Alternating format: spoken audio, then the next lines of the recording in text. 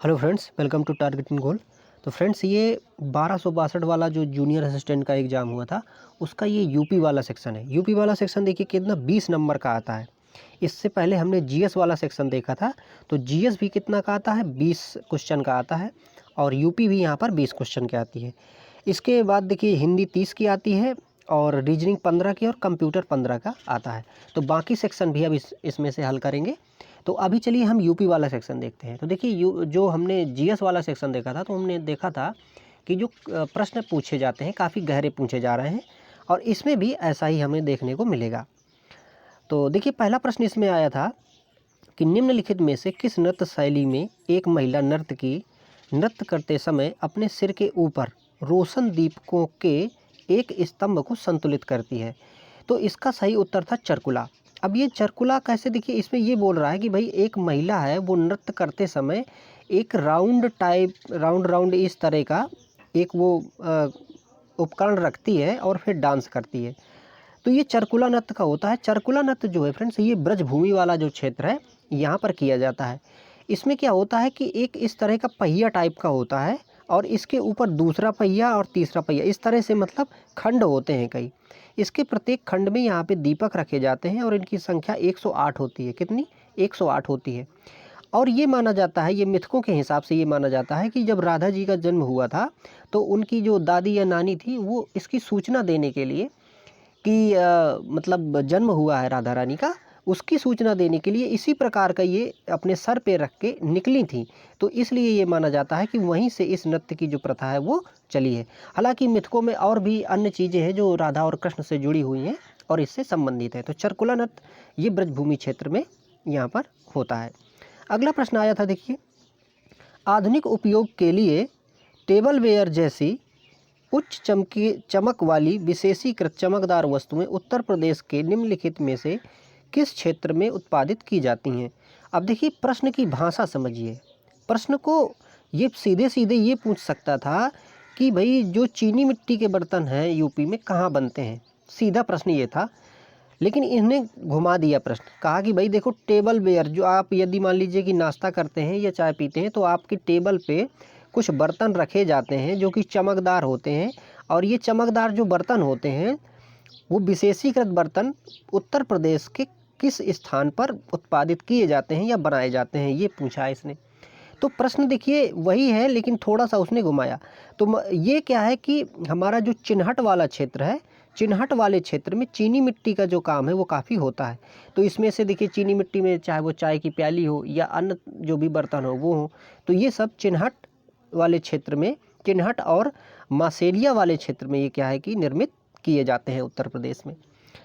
अगला देखिए प्रश्न आया था कि निम्नलिखित में से कौन सा स्थान उत्तरी कौशल जनपद की राजधानी थी।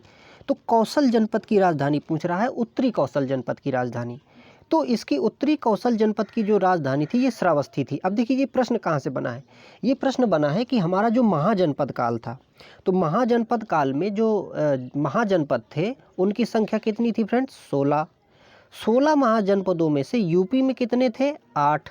ये प्रश्न भी कई बार पूछा जा चुका है। ये तो लोक सेवा आयोग ने भी पूछा है कि जो महाजनपद काल था उसमें से 16 जनपदों में से भारत के जो पूरे क्षेत्र में फैले हुए थे उसमें से यूपी में कितने थे, तो यूपी में कितने थे, 8। तो देखिए आधे महाजनपद यूपी में थे। तो इनमें से एक जनपद जो था उसका नाम क्या था कि ये उत्तरी कौशल, ये कौशल वाला क्षेत्र था। हालांकि यहाँ पर हम देखेंगे तो दक्षिणी कौशल वाला क्षेत्र था। इसकी जो राजधानी थी बाद में वो अयोध्या भी बनाई गई थी, लेकिन यहाँ पर उत्तरी की बात कर रहा है तो इसकी जो राजधानी है क्या है, श्रावस्ती यहाँ पर बनाई गई है। तो और ये जो क्षेत्र है फ्रेंड्स, ये अपना जो उत्तर प्रदेश है, उत्तर प्रदेश का जो पूर्वी भाग है वहाँ पर जो है ये क्षेत्र अवस्थित है। अगर देखिए मैं मैप में आपको दिखाऊं तो जैसे ये अपना यूपी का मैप है, ये इस तरह से, और ये तो यहाँ पर ये वाला जो क्षेत्र है ये यहाँ पर ये जो क्षेत्र है अवस्थित है। अगला देखिए प्रश्न पूछा गया था कि देवगढ़ में स्थित गुप्त काल का दशावतार मंदिर जो भगवान विष्णु को समर्पित है, अपनी वास्तुकला की शैली के कारण उत्तर भारत में सबसे प्राचीन डॉट डॉट है। तो ये पूछ रहा था कि भाई इसकी जो शैली है, शैली कौन सी है, तो किस शैली में ये बना है मंदिर? तो ये था ऑप्शन यहाँ पर हमारा पंचायतन शैली जो था, ये पंचायतन शैली की जो पद्धति है इससे इसको निर्मित किया गया था दशावतार मंदिर को। इसके बारे में देखिए हम थोड़ा सा जानने की कोशिश करते हैं। तो देखिए दशावतार मंदिर है कहाँ पे? दशावतार मंदिर है फ्रेंड्स ललितपुर में। ललितपुर में, और ये ललितपुर में से होके जाती है बेतवा नदी, तो उसके ही कह सकते हैं कि करीब से ये निकलता है जो दशावतार मंदिर है वहाँ पे बना हुआ है। दशावतार मंदिर जो है ये गुप्त काल का मंदिर है और ये पंचायतन शैली है। पंचायतन शैली को हम ऐसे समझें कि ये अपनी जो ये पंचायतन शैली है ये नागर शैली की उप शैली है। दरअसल मंदिर निर्माण की 3 प्रकार की शैलियाँ होती हैं। तो 3 प्रकार की शैलियों में से पहली शैली होती है नागर शैली, दूसरी शैली होती है यहाँ पर द्रविड़ शैली, और तीसरी एक शैली होती है जिसको हम कहते हैं बेसर शैली। अब देखिए क्या है कि जो नागर शैली है, नागर शैली उत्तर भारत में प्रचलित है। इसके बाद द्रविड़ शैली जो है ये दक्षिण भारत में प्रचलित है। इन दोनों का मिला हुआ जो रूप है जिसको हम बेसर शैली कह रहे हैं ये मध्य भाग में स्थित है, या फिर कहें कि मध्य भाग के जो मंदिर हैं तो कुछ मंदिर इस बेसर शैली में बनाए गए हैं। तो जो नागर शैली है ये नागर शैली में उत्तर भारत के जो भी मंदिर हैं इस शैली में बनाए गए हैं। अब नागर शैली के भी कई तरह के क्या हैं कि उप शैलियाँ हैं। तो उन्हीं उप शैलियों में से एक जो शैली है जिसको हम कहते हैं पंचायतन शैली। अब ये जो पंचायतन शैली होती है ये कैसी होती है? इसमें क्या होता है कि एक मंदिर जो है वो मुख्य मंदिर होता है, बीच में एक मुख्य मंदिर बना दिया जाता है, फिर इसके बाद में इसके 4 सहायक मंदिर यहाँ पर बनाए जाते हैं। 4 सहायक मंदिर निर्मित किए जाते हैं। तो ऐसी जो स्ट्रक्चर है, ऐसा जो ढांचा जो तैयार किया जाता है इसको हम कहते हैं पंचायतन। तो ये पंचायतन टाइप की जो शैली है इसी शैली में इस दशावतार मंदिर को निर्मित किया गया है। अब देखिए थोड़ा और डिटेल में जानते हैं इसको। तो डिटेल में ये जाने कि देखिए ये जो मंदिर है जिसको हम दशावतार मंदिर कहते हैं, तो दशावतार का मतलब क्या है? दशावतार का मतलब है 10 अवतार। किसके 10 अवतार? विष्णु जी के 10 अवतार। तो यहाँ पर इस मंदिर में विष्णु के 10 अवतारों को यहाँ पर दर्शाया गया है। अब देखिए और भी देखें तो जो ये विष्णु के 10 अवतार हैं फ्रेंड्स, ये जो हमारी आज वैज्ञानिक जो ये देख रहे हैं कि भाई जो जीवों की उत्पत्ति है वो कैसे हुई। क्योंकि हम जानते हैं कि डार्विन ने ये बताया कि भाई जीवों की जो उत्पत्ति है एक कोशिका से हुई है और सबसे पहले जीवों की उत्पत्ति जो है वो सागर में हुई है। इसी को यदि हम इससे रिलेट करें कि जो दशावतार मंदिर है, तो दशावतार मंदिर जो जीवों का मतलब कि विकास क्रम है या मनुष्य का विकास क्रम है या किसी भी प्रकार के जीवों का विकास क्रम है तो वो कैसे हुआ है, तो वो इधर हमें देखने को मिलता है। कैसे मिलता है कि देखिए पहला जो अवतार है यहाँ पर बताया गया है, तो पहला अवतार बताया गया है कि भाई मत्स्य अवतार है। तो ये जो मत्स्य अवतार है, मत्स्य अवतार सबसे पहला अवतार है। इसके बाद दूसरा अवतार ये है कि कूर्म अवतार है। अब देखिए यहाँ पर ये निर्देशित किया जा रहा है कि जो पहले जो जीवन है वो कहाँ पे था? मछली की तरह था, मतलब कि समुद्र में था। इसके बाद दूसरा अवतार जो है यहाँ पर कूर्म जो बताया गया है, कूर्म का मतलब होता है कछुआ। तो कछुआ कैसे रहता है? कछुआ जल और थल दोनों में रहता है। तो ये कैसा हो गया? उभयचर प्राणी हो गया। तो पहले देखिए जीवों का विकास जो हुआ ऐसे ही हुआ, पहले समुद्रों में हुआ, फिर समुद्रों से जीव धीरे धीरे धरा पे आने लगे। तो धरा पे जब जीव आए तो ये दोनों मतलब जल में और थल में दोनों में रहने लगे, जिसका यहाँ पर प्रामाणिकता दिखती है हमें कूर्म अवतार में। इसके आगे जो है एक वराह अवतार है। तो वराह अवतार ये जैसे वराह मतलब जो सुअर होता है, तो वराह अवतार ये बताता है कि भाई सबसे पहले फिजिकली जो मतलब मजबूत चीज़ बनेगी, इसके बाद उसका मानसिक विकास होगा। तो इस तरह से यहाँ पर ये विकास का जो क्रम है हमें इस मंदिर पे दिखता है। इसके 10 अवतारों में से लास्ट जो अवतार है जिसको माना जाता है कि ये कल की अवतार होगा, जो कि अभी होना बाकी है, जो होगा। तो इस प्रकार से ये दशावतार मंदिर में इस तरह से चीज़ों को यहाँ पर डिजाइन किया गया है या बनाया गया है। अगला देखिए प्रश्न आया था कि निम्नलिखित में से या निम्न में से किस जानवर की रक्षा के लिए हस्तिनापुर वन्य जीव अभ्यारण्य की स्थापना 1986 में की गई थी? तो इसमें देखिए बाघ के संरक्षण के लिए हस्तिनापुर वन्य जीव अभ्यारण्य जो है वो बनाया गया था। और ये हस्तिनापुर वन्य जीव जो अभ्यारण्य है ये है मेरठ वाले क्षेत्र में, मतलब कि अगर हम ये बात करें सीधे जैसे मेरठ है, मुजफ्फरनगर है, गाजियाबाद है, बिजनौर है, तो इस वाले जो क्षेत्र में जो हस्तिनापुर वन्य जीव अभ्यारण्य है, ये यहाँ पर अवस्थित है और इसको निर्माण कितने में हुआ है? 1986 में। अब देखिए फ्रेंड्स, यहाँ पर देखिए प्रश्नों को देखिए कैसे गुथा है ये। हालांकि यही पूछ सकता था कि भाई हस्तिनापुर वन्य जीव अभ्यारण्य जो है वो कितने सन में बनाया गया था। तो ये जो प्रश्न है, ये प्रश्न सिर्फ देखने भर से नहीं, मतलब ये हमें आगे की समझ भी देंगे और इसके साथ साथ में अगर इन प्रश्नों से जुड़े हुए कुछ तथ्य अगर आगे कभी आएंगे तब भी हम कर सकेंगे। इसीलिए हम इसको काफ़ी डिटेल में जो इसकी जानकारी है उसको यहाँ पर ले रहे हैं। और ये अगर आप इसको पढ़ते हैं तो ये आपको आगे के एग्जाम में फ़ायदा तो करेगा ही फ्रेंड्स। अगला देखिए प्रश्न था कि फतेहपुर सीकरी को पहले फतेहाबाद के नाम से जाना जाता था, जहां फतह शब्द का अर्थ जीत है। यह शब्द निम्नलिखित में से किस भाषा से लिया गया है? तो जो फतह शब्द है ये फारसी शब्द भाषा से लिया गया है। अब देखिए यहाँ पर बात कर रहा है कि भाई जो फतेहपुर सीकरी है, इस फतेहपुर सीकरी को पहले कहा जाता था? फतेहाबाद कहा जाता था। और इस फतेहाबाद में जो फतह शब्द है उसका मतलब जीत है और ये फारसी शब्द है। अब यहाँ पर देखिए हम और देखें कि जो फतेहपुर सीकरी है फ्रेंड्स, फतेहपुर सीकरी जो है ये अकबर के द्वारा बसाया गया था।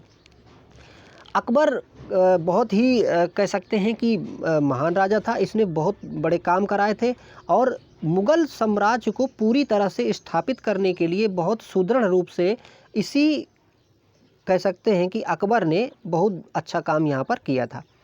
तो अकबर ने ही फतेहपुर सीकरी को यहाँ पर क्या किया था कि बसाया था और इसको अपनी राजधानी भी बनाया था इसने। फतेहपुर सीकरी में हम देखते हैं कि जैसे जो बुलंद दरवाज़ा है, तो बुलंद दरवाज़ा भाई जब ये गुजरात जीत के आया था तो इसने बुलंद दरवाज़ा वहाँ पे बनवाया था।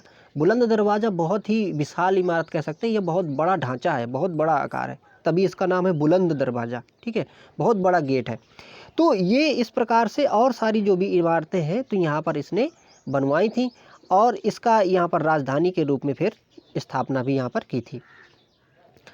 अगला देखिए प्रश्न आया था कि लेखकों और उनकी कृतियों यानी कि रचनाओं के संबंध में निम्नलिखित में से कौन सा जोड़ा गलत है? तो कई जोड़े वहाँ पर दिए गए थे, जिसमें से सूरदास जी के लिए एक रचना दी गई थी अष्टसूर। तो सूरदास की रचना अष्टसूर नहीं है। तो सूरदास जी की कौन कौन सी रचना है इनको देखें। इसको आप थोड़ा सा एक इस तरह याद रखिए कि साहित्य लहरी, सूरसागर, सूर की सरावली। क्या? साहित्य लहरी, सूरसागर और सूर की सरावली। तो ये जो हैं ये तीन रचनाएं सूरदास जी की महत्वपूर्ण रचनाएं हैं। अब देखिए सूरदास जी के बारे में अगर देखें तो ये माना जाता है कि इनका जो जन्म है वो रुनुक्ता में हुआ था। रुनुक्ता जो अपना ये मथुरा आगरा वाला जो रोड है इसी के आसपास का क्षेत्र है ये, और ये रुनुक्ता में इनका जन्म हुआ था। ये मानते थे कि भाई ये जन्मांध थे, लेकिन इनकी जो भक्ति है या कहें कि अंतर्दृष्टि है वो बहुत विशेष थी। इस वजह से इन्होंने रचनाएं भी बहुत की और जो भक्ति रस का बहुत विशाल जो सागर कहें या भक्ति रस का बहुत ही आनंदमयी जो गुण है ये लोगों को इन्होंने प्रदान भी किया। तो इनका जन्म 1478 में हुआ था और रुनुक्ता में इनका जन्म हुआ था। अगला देखिए प्रश्न है यहाँ पर कि सारनाथ जो अशोक स्तंभ के लिए प्रसिद्ध है, वाराणसी से 10 किलोमीटर उत्तर पूर्व में किन दो नदियों के संगम पर स्थित है? तो ये सारनाथ का जो अशोक स्तंभ क्षेत्र है या फिर कहें कि जहाँ अशोक का स्तंभ भी है, तो ये गंगा और वरुणा नदी के संगम पर यहाँ पर स्थित है। अब यहाँ पर देखिए हम बात करें कि ये जो सारनाथ वाला क्षेत्र है, तो सारनाथ वाला क्षेत्र क्यों प्रसिद्ध है? गौतम बुद्ध को जब ज्ञान की प्राप्ति हुई तो ज्ञान प्राप्ति करने के बाद में उन्होंने अपना उपदेश देना शुरू किया। तो पहला उपदेश उन्होंने यही सारनाथ में दिया था। सारनाथ में दिए गए उपदेश को धर्मचक्र प्रवर्तन के नाम से जाना गया था। धर्मचक्र प्रवर्तन के नाम से जाना गया। और यहाँ पर अशोक ने एक स्तंभ लगवाया था, जो वो स्तंभ हमारे जो राज चिन्ह है, आज राज चिन्ह भी बना है। अशोक स्तंभ में आप देखते होंगे कि भाई जो चार शेर हैं, चार शेर एक दूसरे से पीठ करके मतलब यहाँ पर जुड़े हुए हैं और ये चार शेर दिखाए जा रहे हैं। इसके नीचे एक ध्येय वाक्य लिखा है फ्रेंड्स, वो क्या है? सत्यमेव जयते। सत्यमेव जयते अपना राष्ट्रीय वाक्य भी है। इसका मतलब होता है सत्य की ही विजय होती है।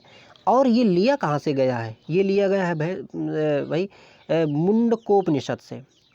तो ये मुंडक जो उपनिषद है अपना, मुंडक उपनिषद से इसको सत्यमेव जयते को लिया गया है। ये अपना ध्येय वाक्य है। और देखिए ये जो अशोक स्तंभ है ये अभी जो अपना जो नया संसद भवन बनाया गया है उसके ऊपर भी इसी को क्या किया गया है कि वहाँ पर प्रेजेंट किया गया है। तो इस प्रकार से ये जो अशोक स्तंभ है बहुत ही महत्वपूर्ण हो जाता है, और ये इस तरह से हम इसको अपने राष्ट्रीय प्रतीकों के रूप में भी यहाँ पर उपयोग कर रहे हैं। तो ये स्थान जो है ये गंगा और वरुणा के किनारे यहाँ पर अवस्थित है। अगला देखिए प्रश्न था कि अक्टूबर 2021 तक उत्तर प्रदेश राज्य में कितने नगर निगम है। तो ये नगर निगम की संख्या पूछ रहा था, तो डेफिनेटली 17 नगर निगम जो है वो उत्तर प्रदेश में हैं अभी। फिर अगला देखिए एक प्रश्न आया था कि भाई निम्नलिखित जीआई टैग यानी भौगोलिक संकेतक उत्पाद और उनसे संबंधित जो स्थान है उनको यहाँ पर मैच करना था। तो वॉल हैंगिंग जो है, वॉल हैंगिंग कहाँ बनाई जाती है, ये मेरठ की है, और मेरठ की बनाई गई इस वॉल हैंगिंग को भौगोलिक संकेतक यानी कि जीआई टैग जो है यहाँ पर दिया गया है। इसके बाद अगर हम हस्त निर्मित दरियों की बात करें तो ये भदोही वाला क्षेत्र जो है यहाँ पर हस्त निर्मित दरियाँ बनाई जाती हैं। कैंची गाजीपुर में कैंची प्रसिद्ध है, और हस्त निर्मित कालीन मिर्ज़ापुर में बनाई जाती हैं, और ये चारों जीआई टैग यहाँ पर इनको दिया गया है। अगला देखिए प्रश्न था, उत्तर प्रदेश सरकार ने एक स्वायत्त संस्था के रूप में अतिरिक्त ऊर्जा स्रोत विभाग के अंतर्गत गैर पारंपरिक ऊर्जा विकास एजेंसी NEDA का निर्माण कब किया है।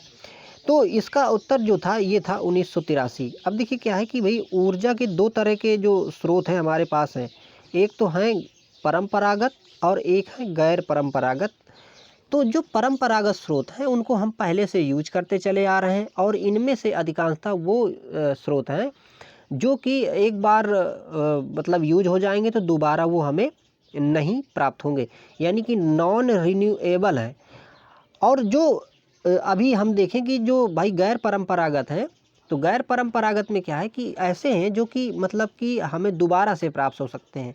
जैसे कि मान लीजिए सूर्य की ऊर्जा से हमने सूर्य की रोशनी से ऊर्जा ले लिया, पवन चक्की वाला वो ले लिया, तो ये सब कैसे हैं कि ये हमें दोबारा से मिल जाएंगे, यानी कि इनको हम रिन्यू कर सकते हैं, रिन्यूएबल हैं। तो इसके लिए एक एजेंसी बनाई गई थी, तो इसके लिए एजेंसी यूपी में बनी थी 1983 में। अगला देखिए प्रश्न था कि वर्ष 1909 में आगरा में आयोजित उत्तर प्रदेश, यानी उत्तर प्रदेश को उस समय क्या कहते थे, संयुक्त प्रांत, तो उस समय कांग्रेस के सामाजिक सम्मेलन की अध्यक्षता किसने की थी। तो 1919 में एक सम्मेलन हुआ था यूपी में, जब उसको संयुक्त प्रांत कहते थे, तो इस यहाँ पर सामाजिक सम्मेलन जो हुआ था इसकी अध्यक्षता किसने की थी, मोतीलाल नेहरू ने की थी। अब देखिए फ्रेंड्स, ये अगर प्रश्न है देखें आप इसको, तो ये एकदम से अतरंगी प्रश्न है, इसको आइडिया व्यक्ति कैसे लगा सकता है, लेकिन फिर भी क्या है कि कुछ ऐसे चीज़ें हैं हम पढ़ते रहेंगे, PYQ में कुछ मिलेंगी, तो उनको हम क्या कर सकते हैं, कुछ गेस कर सकते हैं। अगर नहीं भी कर सकते हैं देखिए, तो कट ऑफ इतनी नहीं जाती है कि हम कट ऑफ क्वालिफाई नहीं कर पाएंगे, क्योंकि अगर इसी का देखें 1262 वाली जो वैकेंसी थी, तो भाई इसमें से क्या था कि 48 नंबर कट ऑफ गई थी टाइपिंग के लिए, है ना, 48 दशमलव कुछ था लगभग, तो इसमें से ये गई थी कट ऑफ, और फिर इसके बाद में 15,000 लोगों को टाइपिंग के लिए देखिए बुलाया गया था। उसमें से जो लोग मतलब टाइपिंग देने गए थे उनकी संख्या लगभग 9,000 थी, और उसमें से 4600 लोगों ने क्या किया था, 4600 कुछ लोगों ने टाइपिंग पास किया है, इसमें मैं भी शामिल हूँ। तो ये अब देखिए इसमें से अगर सिंपल से बात करें कि टाइपिंग में ही जो लोग फेल हुए थे वो कितने, लगभग 50% लोग फेल हो गए थे। लेकिन क्यों फेल हुए थे उसका रीज़न और ये अगर जानेंगे तो बहुत ही मतलब एकदम से सरल रीज़न है कि जो आपका प्रेशर हैंडल कर ले जाता है वो पास हो जाता है। मैंने इस पे एक छोटा सा अपना वीडियो भी बनाया था कि भाई मैंने कैसे पास की है टाइपिंग। तो अभी फ़िलहाल तो एग्ज़ाम पे फोकस करना है हमको, और आगे फिर हम इस बारे में भी कई चीज़ें डिस्कस करेंगे, तो वो क्रम से होता रहेगा। फ़िलहाल अभी आप पूरे मन से पढ़ते रहिए। तो चलिए आगे देखिए प्रश्न जो आया था उसको देखते हैं। उच्च श्रेणी के सिलिका बलुआ पत्थरों के बड़े भंडार क्रमशः इलाहाबाद और चित्रकूट जिलों के किन क्षेत्रों में पाए जाते हैं, जो उत्तर भारत के कांच उद्योगों की आपूर्ति का पारंपरिक स्रोत रहे हैं। मतलब इसमें ये पूछ रहा है कि इलाहाबाद और चित्रकूट वाला जो क्षेत्र है, तो यहाँ कौन सा क्षेत्र है यहाँ पर जो सिलिका बालू के लिए प्रसिद्ध है। सिलिका बालू क्या होती है कि ऐसी मतलब बालू होती है कि जिसका हम निर्माण कांच बालू भी कह सकते हैं उसको। तो कांच बालू यानी कांच के निर्माण के लिए बालू वो उपयोग में आती है। तो ये शंकरगढ़ और बरगढ़ वाला जो क्षेत्र है, यहाँ पर ये कांच बालू खूब सारी पाई जाती है। तो अगर आप चित्रकूट से प्रयागराज की ओर जाएं तो इसके बीच में ही यहाँ पर ये दोनों क्षेत्र शंकरगढ़ और बरगढ़ जो है ये मिलते हैं, और यहाँ पर कांच बालू बहुत सारी निकाली जाती है, और कांच उद्योग के लिए जो कि कच्चे मटेरियल के रूप में यहाँ पर यूज की जाती है। अगला देखिए प्रश्न था कि हाल ही में जल शक्ति मंत्री स्वतंत्र देव सिंह ने उत्तर प्रदेश में 1 सप्ताह चलने वाली एक नल एक पेड़ यानी कि वन टेप वन ट्री योजना शुरू की। यह योजना निम्नलिखित में से किसके द्वारा संयुक्त रूप से शुरू की गई है? तो उस समय ये योजना शुरू की गई थी, तो ये करंट का प्रश्न था एक प्रकार से। तो ये नमामि गंगे एवं ग्रामीण जल आपूर्ति विभाग जो है, इसने यहाँ पर क्या है कि ये योजना शुरू की थी। इसके साथ साथ देखिए नल से जल एक योजना शुरू की गई थी, जिसका लक्ष्य था कि 2024 के लास्ट तक हम सभी लोगों को नल से जल कनेक्शन करके मतलब उनको जल वहाँ पर पहुँचा देंगे। क्योंकि देखिए प्रदेश के कई क्षेत्रों ऐसे हैं जहाँ पे फ्लोराइड की समस्या होती है। फ्लोराइड की समस्या होती है, लोग बीमार होते हैं। तो गवर्नमेंट ये इनिशिएटिव लाने की कोशिश में है कि भाई सबको नल से जो जल है वो प्राप्त किया जा सके या सबको पहुँचाया जा सके। अगला प्रश्न देखिए क्या था कि हाल ही में नोएडा शासी निकाय ने किस सड़क का नाम बदलकर रामनाथ गोयनका मार्ग कर दिया? तो उस समय ये करंट में था। तो एक अमलतास रोड थी, देखिए अमलतास रोड जो कि नोएडा में है, इसका नाम बदलकर कर दिया गया था रामनाथ गोयनका मार्ग। अगला देखिए प्रश्न आया था कि वीर अब्दुल हमीद फॉरेस्ट वन्य जीवन एवं पर्यावरण संरक्षण पुरस्कार योजना किस वर्ष शुरू की गई थी? तो ये पर्यावरण से संबंधित एक योजना थी जिसको शुरू किया गया था 2012 और 13 में। तो देखिए अब इस तरह के प्रश्न भी हैं, हो सकता है ये चर्चा में उस समय रहा हो इसलिए इसको पूछा गया हो। तो ये प्रश्न इस तरह के हमें देखते रहना है और यहाँ पर आगे बढ़ते रहना है। अगला देखिए प्रश्न था कानपुर में स्थित लाल इमली मिल किस प्रकार के वस्त्र के लिए प्रसिद्ध है? तो कानपुर जिसको देखिए उत्तर भारत का हम मैनचेस्टर कहते हैं, तो यहाँ पर मैन्युफैक्चरिंग की बहुत सारी मतलब ये कह सकते हैं कि सुई से लेके हवाई जहाज़ तक के पार्ट्स आपको यहाँ पर बनते हुए मिलेंगे। तो यहाँ पर एक क्षेत्र है जो कि लाल इमली क्षेत्र है। तो यहाँ पर ऊन के जो कपड़े हैं यानी वूलन जो क्लॉथ्स हैं ये यहाँ पर काफ़ी बनाए जाते हैं। अगला प्रश्न आया था देखिए उत्तर प्रदेश के आईटी टेक्सटाइल यानी कि वस्त्र हस्तशिल्प और गैर पारंपरिक ऊर्जा जैसे विभिन्न क्षेत्रों को पूरा करने के लिए राज्य में कितने SEZ यानी विशेष आर्थिक क्षेत्र स्पेसिफिकल इकोनॉमिक जोन जो हैं उनकी स्थापना की गई है या उनको मंजूरी दी गई है? तो 31 इनकी संख्या है जो कि SEZ यहाँ पर यूपी में बनाए गए हैं। SEZ देखिए ऐसे क्षेत्र होते हैं जहाँ पर और जो कि आर्थिक गतिविधियाँ हैं वो काफ़ी अच्छे से यहाँ पर फंक्शन कर रही होती हैं। तो इनकी संख्या इधर पर क्या है कि यूपी में 31 है। अगला देखिए प्रश्न आया था कि लखनऊ में स्थित रूमी दरवाज़ा की ऊंचाई कितनी है? अब देखिए प्रश्न यहाँ पर ये भी पूछ सकता था सीधे सीधे कि भाई रूमी दरवाज़ा कहाँ पे स्थित है, लेकिन नहीं, उसने पूछा है कि भाई रूमी दरवाज़ा लखनऊ में तो स्थित है, आप इसकी ऊंचाई बताओ कितनी है? तो यहाँ पर देखिए 60 फीट जो है इसकी ये क्या थी ऊंचाई है। अगला प्रश्न देखिए आया था कि जो कि लास्ट प्रश्न था कि लखनऊ स्थित बाल संग्रहालय यानी कि चिल्ड्रन म्यूजियम की स्थापना किस वर्ष हुई थी? तो 1957 में यहाँ पर इसकी स्थापना की गई थी बाल संग्रहालय की, जो कि लखनऊ में स्थित है। तो फ्रेंड्स इस प्रकार से ये सारे प्रश्न इसके हमने कर लिए यूपी वाले। बाकी कंप्यूटर वाला सेक्शन, हिंदी वाला सेक्शन, उसको भी हम क्रम से आपको यहाँ पर प्रोवाइड कर देंगे। इसके बाद इसकी जो PDF रहेगी उसको हम अपने टेलीग्राम चैनल में डाल देंगे। तो आप टेलीग्राम को भी क्या करें कि डिस्क्रिप्शन में जाके जोड़ लें। आई होप आपको चीज़ें समझ में आई होंगी। यदि आपको चीज़ें समझ में आ रही हैं और ठीक लग रहा है ये वीडियो तो इसको लाइक भी करें। Thank you for watching.